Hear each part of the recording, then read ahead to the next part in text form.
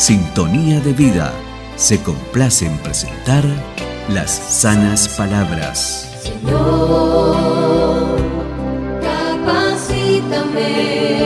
Mensajes bíblicos a cargo de consagrados siervos comprometidos con la sana enseñanza. Para así poder sembrar tu palabra. Y en esta mañana yo quiero compartir un mensaje que está un poco relacionado con esto. Para eso les pido que abran sus Biblias o que busquen, lo van a tener ahí en el proyector, en el libro de Éxodo. Éxodo capítulo 2, versículos 24 y 25. Ahí va a aparecer en el proyector. Dice la palabra: y oyó Dios el gemido de ellos, y se acordó de su pacto con Abraham, Isaac y Jacob, y miró a los hijos de Israel, o sea, a su pueblo, y los reconoció. Ese es el versículo. Y los reconoció.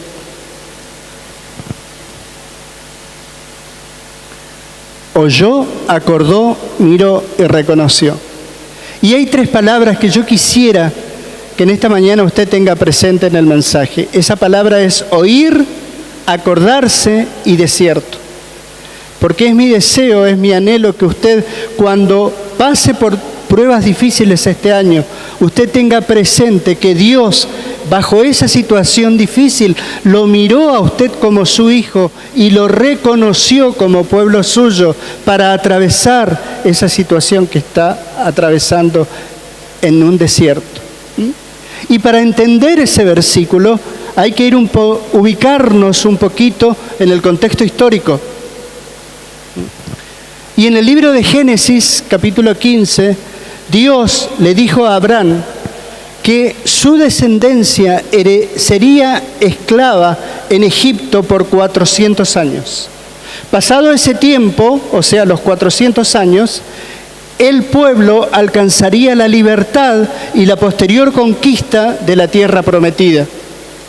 Yendo al libro de Éxodo, si uno lo analiza espiritualmente, vamos a encontrar que el libro es una lucha de poder entre Dios y Satanás.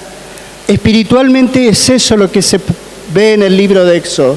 Pero si nosotros vamos a lo práctico, si nos vamos a la palabra de Dios, vamos a encontrar en el libro de Éxodo que presenta la libertad del pueblo de Israel de esos 400 años de esclavitud y todo el peregrinar del pueblo por el desierto. El desierto fue cuna del pueblo elegido. Los 40 años del desierto entre la salida de Egipto y su entrada a la tierra prometida, Canaán, marcan el nacimiento y la constitución del pueblo hebreo. Y como vemos en la historia de la salvación del pueblo de Dios, el desierto jugó un papel muy significativo. En el desierto ocurrieron sucesos importantes para el pueblo que determinaron la formación del pueblo. En el desierto, Dios, para dar unos ejemplos, se reveló a su pueblo, pero también en el desierto el pueblo cometió las más grandes infidelidades a Dios. Los hombres más grandes de la Biblia, si usted lee, fueron tratados y formados en el desierto. Moisés, Elías, Juan, Pablo, Jesucristo mismo fue llevado al desierto. Los grandes hombres de la Biblia sí o sí pasaron por el desierto. Y la prueba a la que fue sometido Jesucristo en el desierto, la tentación, era una repetición de la prueba del pueblo durante los 40 años. El enemigo tentando. Fue la misma prueba que el enemigo sometió a Jesucristo en el desierto. Y el término desierto, ahí lo tienen en el PowerPoint, para hacerla corta, tiene dos significados, bíblicamente. El primer significado dos acepciones. El primero es la palabra midbar, que el origen de esa palabra significa conducir, apacentar el ganado. Y se utiliza esa terminología para describir una región solitaria, pero no totalmente árida, no totalmente desprovista de vegetación ni de agua, pues se trata ese desierto de un lugar de pastoreo. Si usted quiere ir a la Biblia a encontrar esa palabra, no la va a encontrar. El Salmo 23 menciona no lo menciona, pero describe ese desierto. El Salmo 23 está escrito en el contexto de ese desierto. Ese es el primer término. Y bajo este término, midbar, también se entiende en el Nuevo Testamento el bautismo que llevaba a cabo Juan en el desierto de Judea, porque allí había agua. Si no, no podía bautizar, y Juan estaba en el desierto predicando y bautizando bajo el concepto midbar. Ahora, el texto bíblico, si hace mención a un desierto como nosotros conocemos, realmente árido, sin agua, una sequedad terrible, con bichos, con escorpiones, con lo que sea, la Biblia emplea el término Arabá. ¿Dónde lo encuentra el significado? En Deuteronomio 8:15.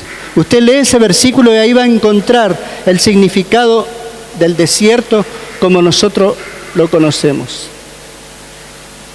Bueno, ¿qué quiero decir con todo esto? Que así como hay un desierto físico, un desierto geográfico, también hay un desierto espiritual. Y ese desierto espiritual, nosotros podemos estar en el medio del más hermoso jardín, floreado jardín, pero estamos atravesando un desierto espiritual. Ese desierto espiritual no tiene nada que ver con el lugar físico donde nos encontremos. Nadie, mire hermanos, nadie se escapa de un desierto espiritual a lo largo de su vida cristiana. No importa cuánto tiempo usted lleve en el Evangelio, no importa si es nuevo, si es de más años, si es antiguo, si es pastor, si es líder, si es ministro de lo que sea. Nadie, absolutamente nadie en la vida cristiana escapa en algún momento de un desierto espiritual. Todo hijo de Dios en algún momento de su vida pasamos por un desierto espiritual. ¿Por qué? Porque los desiertos son difíciles, son tormentosos. Es un lugar de tentación, es un lugar de duda, es un lugar de querer tirar todo por la borda. Pero también ese desierto es la ocasión de una profunda renovación espiritual de parte de Dios. El desierto espiritual actúa como un termómetro hacia nuestra fidelidad a Dios. Porque nosotros le amamos a Dios, le servimos a Dios, le echamos ganas cuando todo está bien, cuando hay dinero, cuando hay prosperidad, cuando hay salud. Sí, Señor, somos fieles, te alabamos. Pero cuando las cosas empiezan a ir mal, ¿cómo reaccionamos con nuestra fidelidad a Dios? ¿Seguimos siendo las mismas personas fieles que cuando no teníamos ningún desierto en nuestra vida? La reacción nuestra como cristiano ante los problemas muestra cómo está nuestra relación con Dios. ¿Cómo reaccionamos frente a una prueba, frente a un problema difícil como cristiano? La reacción que usted tiene está demostrando cómo está su relación con Dios. Recuerden que la voluntad de Dios para nosotros es que le sirvamos aún en las circunstancias difíciles. Volviendo al pueblo de Israel, 400 años de esclavitud, 400 años de sufrimiento. Y desde el versículo, dice el versículo 2, el otro PowerPoint, y clamaron a Dios. Y el clamor de ellos llegó a Dios a causa de la esclavitud. Ese sufrimiento que tenía el pueblo de Israel lo llevó a clamar a Dios. Y a veces nosotros estamos pasando por situaciones tan difíciles por años, y pensamos que Dios se había olvidado de nosotros. Ahora yo me pregunto, ¿por qué será que dejamos pasar tanto tiempo desde que empiezan nuestros problemas hasta que nos ponemos de rodillas, como decía la canción, y elevar nuestra oración a Dios? ¿Por qué será? Tenemos problemas, pareciera que hacemos de nuestra fe el último recurso para apelar. Cuando ya intentamos todo por todos lados y no encontramos solución, allí nos acordamos de orar, nos acordamos de buscar a Dios por si el Señor quiere ayudarnos en nuestro problema. Cuando debería ser al revés, el primer recurso, la oración, la rodilla, clamar y buscar a Dios la solución a los que estamos atravesando. Esperamos al final, y a veces ni creemos que Dios pueda actuar en esa situación. ¿Por qué será? Fue el clamor del pueblo de Israel, encontró en Dios una respuesta. Ahí dice la palabra: Dios oyó, se acordó, miró y reconoció. 4 verbos que enfatizan el interés de Dios por un pueblo que clama. 4 verbos. Llega un momento en nuestra vida que Dios escucha nuestro gemido, escucha nuestra oración y prepara todas las acciones necesarias para que el cumplimiento de su promesa llegue a nuestra vida. Y yo quiero enfocarme en 2 verbos en esta mañana, en este mensaje. En el verbo oír y en el verbo acordarse. Oyó. No existe en la concepción hebrea la idea de oír y no hacer nada. Oír significa para el hebreo que entiende lo que oye y en consecuencia tiene que actuar a eso que está oyendo. Por eso usted va a encontrar en el Antiguo Testamento, por ejemplo, cuando Dios le llama a Samuel, Samuel se presenta y ¿qué le dice? Habla Jehová porque tu siervo oye. O sea que estaba escuchando Samuel y algo iba a pasar. Por eso también usted va a encontrar en el Nuevo Testamento cada uno de los mensajes a las 7 iglesias del Apocalipsis. Usted va a encontrar: el que tiene oídos para oír, oiga lo que el Señor le dice a la iglesia. ¿Qué significa eso? Que si usted lee el mensaje, va a encontrar que cada iglesia tenía algo que hacer. Por eso el ángel le dice: el que tiene oídos para oír, oiga lo que el Señor le está diciendo. En consecuencia, oís, pero tenés que hacer lo que estás oyendo. Esa es la concepción del verbo oír en el pueblo hebreo. Ahora, y como Dios oyó a su pueblo, oyó el gemir, oyó el clamor de su pueblo, automáticamente Dios algo tenía que hacer, porque si no, no lo iba a oír. Y ahí me quiero ir al segundo verbo, que es acordarse, que Dios se acordó. Miren, no es que Dios se olvidó. Cuando se usa el verbo recordar en la Biblia en relación con Dios, eso tiene que ver con la promesa de su pacto, con la promesa de su palabra y el derivado cumplimiento de su palabra a eso que Él ha dicho a cada uno de sus hijos. Repito, el pasaje no quiere decir que Dios se olvidó de su pueblo. No quiere decir que Dios se olvidó y que de repente se acordó. No quiere decir eso.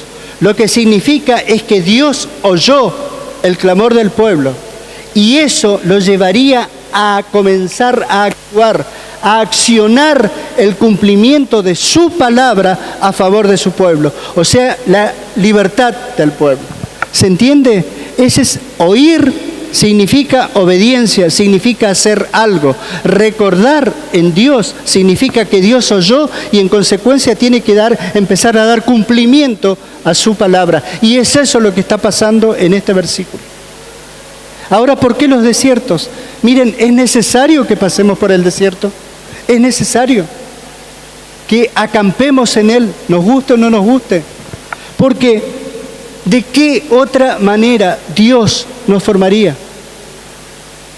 ¿De qué otra manera Dios nos daría la suficiente madurez espiritual para enfrentar los problemas que tenemos como hijos de Dios si no pasamos por el desierto? ¿Cómo Dios nos va a dar la madurez si no enfrentamos problemas? Ese bendito desierto que tanto duele es necesario. ¿Saben por qué? Porque el Señor viene a buscar una iglesia santa, una iglesia apartada, una iglesia consagrada solo a Él. Viene a buscar una iglesia pura, no contaminada con las cosas de este mundo. Viene a buscar una iglesia gloriosa que manifieste el carácter de Dios y una iglesia sin mancha, una iglesia verdaderamente arrepentida de su pecado. Y para formar esta iglesia es necesario que nosotros pasemos por el desierto para ir formarnos a la imagen y semejanza de Cristo. Porque sin santidad nadie verá a Dios. Entonces Él nos tiene que tratar porque Él viene a buscar esa iglesia. ¿Y saben quién es la iglesia? Usted. Dígase, yo necesito ser santo, yo necesito ser apartado, yo necesito estar sin mancha, porque es a mí que el Señor viene a buscarme. Necesitamos ese desierto para que Dios nos forme. Hay veces que Dios mismo nos lleva al desierto, para formarnos, para hablarnos, para enseñarnos. Ahora, hay ocasiones que nosotros mismos, por nuestras actitudes, por nuestros errores, vamos al desierto. Y nos enfrentamos a las consecuencias. Ese desierto, en cualquiera de los dos casos, si es un desierto permitido por Dios o es un desierto a consecuencia de nuestra actitud, es una prueba. Y podemos resultar triunfadores o podemos resultar perdedores. Tirar la toalla en medio de tantos problemas y apartarnos del camino. Mire, si usted se encuentra en un desierto provocado por su actitud, por su desobediencia, por su pecado, yo no lo digo que usted lo hace, pero si usted está pasando un desierto en consecuencia de su actitud, yo le sugiero, le aconsejo que se arrepienta y que ponga a cuenta su vida con el Señor. El desierto es un tiempo difícil, hermanos, pero es una etapa por la cual todos nosotros tenemos que pasar. Ahora usted se preguntará, ¿y Dios estará en el desierto? Por supuesto que sí. Él va a estar con nosotros atravesando el desierto. Mire, hay ejemplos. Él jamás nos abandona. Somos nosotros los que le abandonamos a Dios. Pero Él, en medio de nuestro desierto, Él está. Él estuvo con Moisés durante los 40 años de peregrinar del pueblo. Dios estaba con Moisés. Estuvo con Juan el Bautista. Dice Lucas que vino palabra de Dios a Juan. ¿Dónde? En el desierto. Estuvo con Jesucristo cuando fue tentado en el desierto. Y así también va a estar con nosotros. Dice Isaías, cuando pases por las aguas, cuando pases por el fuego, o sea, con el desierto, yo, Jehová, Dios tuyo, el Santo de Israel, soy tu Salvador. No temas porque yo estoy contigo. Si el Señor está con nosotros, podemos pasar el desierto. El Señor está con nosotros. Ahora, y permanecer en el desierto, para ir terminando, ¿tiene su recompensa? Sí, tiene su recompensa permanecer en el desierto.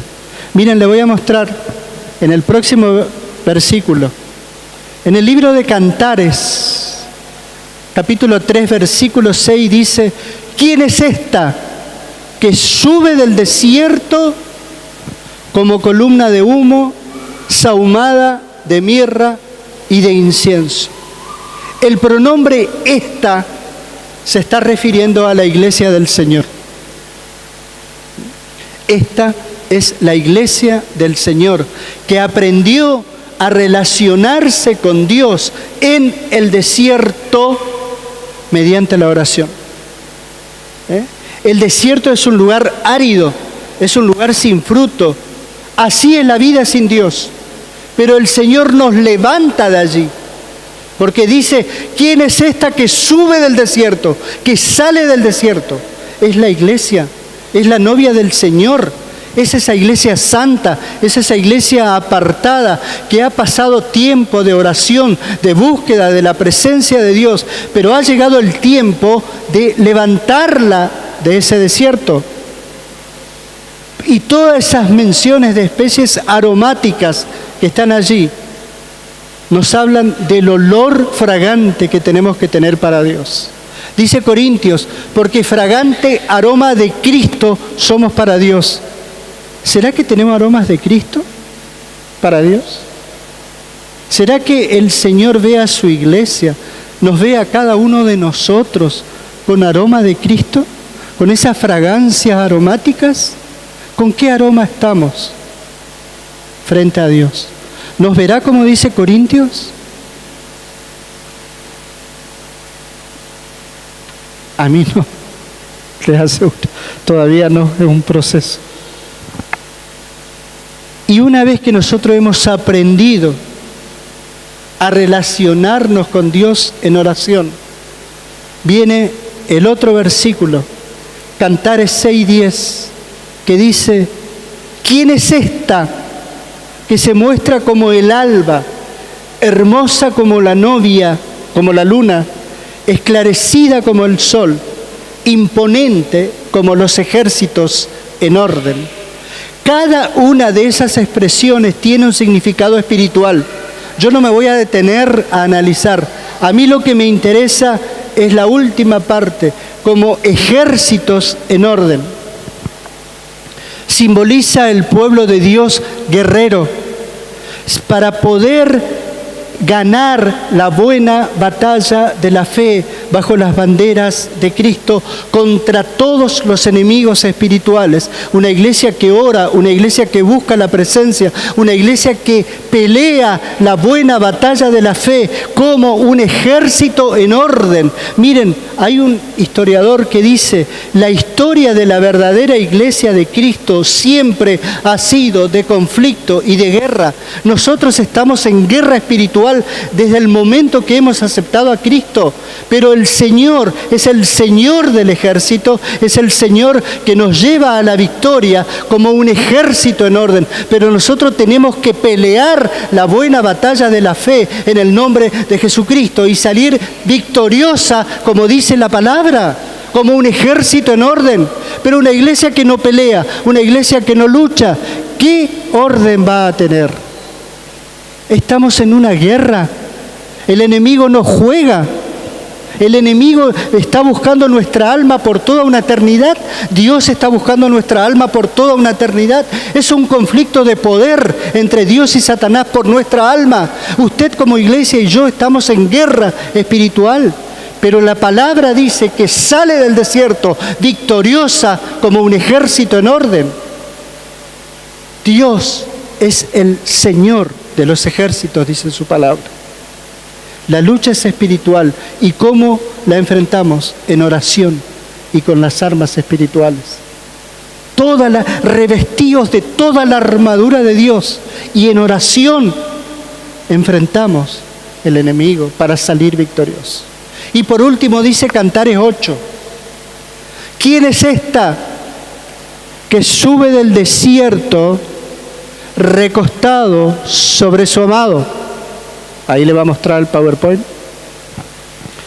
¿Quién es esta que sube del desierto recostada sobre su amado? En las palabras recostada sobre su amado vemos la última etapa de la vida del creyente. La iglesia enamorada de su Señor. La iglesia recostada sobre los hombros del Señor. Así como estuvo Juan, el discípulo amado, recostado sobre Cristo. Ahí vemos a la iglesia triunfante. Ha peleado la batalla en oración, en guerra espiritual. Ha pasado la prueba, ha salido del desierto. Y en la última etapa Dios le lleva a esa iglesia a recostarse sobre su hombro. Recostada sobre su amado. ¿Usted se imagina estar recostado sobre el hombro del Señor? Pero hay que pelearla para llegar a eso. La iglesia, ese desierto por el que pasó la iglesia, la transformó en el modelo que Dios la diseñó para estar toda una eternidad con Él, en su presencia, en adoración. El desierto la transformó, la formó al modelo, imagen y semejanza que Dios quiere para su iglesia. Y la iglesia somos cada uno de nosotros. Para finalizar, el desierto es un lugar árido, pero sin embargo en el desierto, desde allí también viene la salvación. Fíjense, le dejo para que lea Isaías 35:1 al 10. Ahí habla del futuro glorioso de Sión, o sea, el pueblo de Dios. ¿Y cuál es el futuro glorioso del pueblo de Dios? Ahí en Isaías, la iglesia, el pueblo, saliendo del desierto. Ahí está el futuro glorioso. Y Marcos 1:14 dice que Juan el Bautista predicaba en el desierto la salvación. Grandes eventos del pueblo de Dios hechos en el desierto para traer gloria al Rey de Reyes y Señor de Señores. Lea Isaías, la iglesia, el pueblo de Dios saliendo del desierto victoriosa, triunfante, porque Dios ha estado con ellos. Mire, cuando Dios nos envía a los desiertos que tiene preparado para nuestra vida, nosotros debemos mostrar fidelidad, debemos mostrar fe, porque Él quiere probarnos en ese desierto, como al oro fino, dice la palabra, y transformarnos a la imagen de Cristo. Nuestra fe va a ser probada como el oro fino para recostarnos al día de mañana en el hombro del Señor. Dios no se olvidó de usted, hermano. No se desanime. Si usted está pasando por un desierto, solo es un trato, un trabajo de Dios para cumplir su promesa en su vida. Dios no lo abandonó.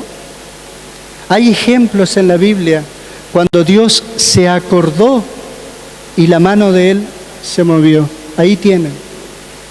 Él se acordó de Noé por la obediencia. Se acordó de Abraham por la intercesión que hizo. Se acordó de Raquel por la súplica y se acordó de Ana por la consagración. Esas personas oraban a Dios. Dios oyó su gemir. Entonces Dios se acordó, o sea, tuvo que poner en obra lo que su palabra le había dicho a cada uno de ellos, a accionar su palabra.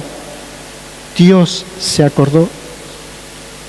Los desiertos, para los que están en desobediencia, tienen que ver con el corregir nuestro rumbo y para volver a encaminarnos en el camino correcto.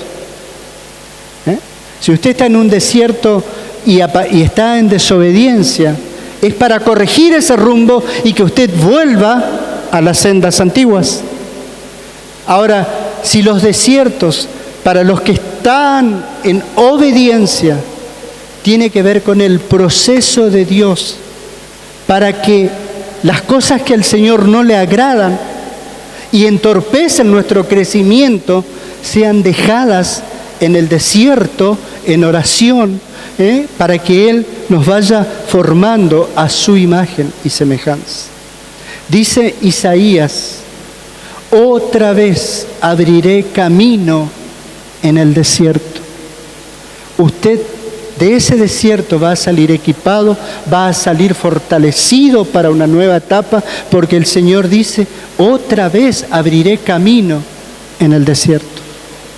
El desierto, mire, no es juicio, no es castigo.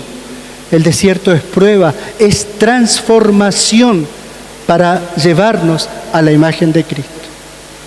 Mire, Dios quiere hablar a cada uno de nosotros y es necesario que nos lleve al desierto, porque allí, en medio de la tormenta, en medio de esa crisis, en medio de esa lucha por enfermedades, situaciones económicas, por lo que sea, en medio de ese desierto, dice el siguiente versículo, Dios mismo hace ir a su pueblo al desierto para hablarle al corazón, Oseas. O sea que Dios mismo nos hace ir al desierto porque allí tiene algo que decirnos. Quiere hablar a nuestro corazón, quiere transformarnos, quiere pulirnos, quiere sacarnos como el oro fino para estar listos cuando Él venga a buscar a su iglesia.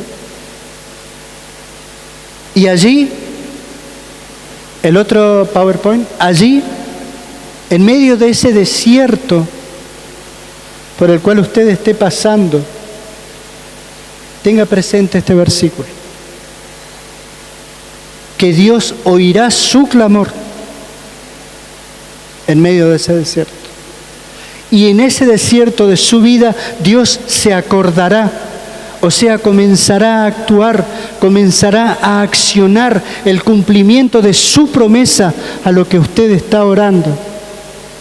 ¿Por qué? Porque Dios lo miró a usted en medio de ese desierto, en medio de ese clamor. Dios lo miró y lo reconoció. Es un hijo mío que está orando, es un hijo mío que está clamando. Entonces yo tengo que actuar, tengo que mover, recuerdo que tengo que actuar porque Él está oyendo. Yo lo miro, sí, es mi hijo, lo reconozco, tengo que hacer algo. Y ese algo es la victoria, el cumplimiento de su promesa a su vida. Retén la forma de las sanas palabras que de mí oíste, en la fe y amor que es en Cristo Jesús. Haz de mí una ofrenda de adoración a ti. Sintonía de Vida tuvo mucho gusto en presentar las sanas palabras. Mensajes bíblicos a cargo de consagrados siervos comprometidos con la sana enseñanza.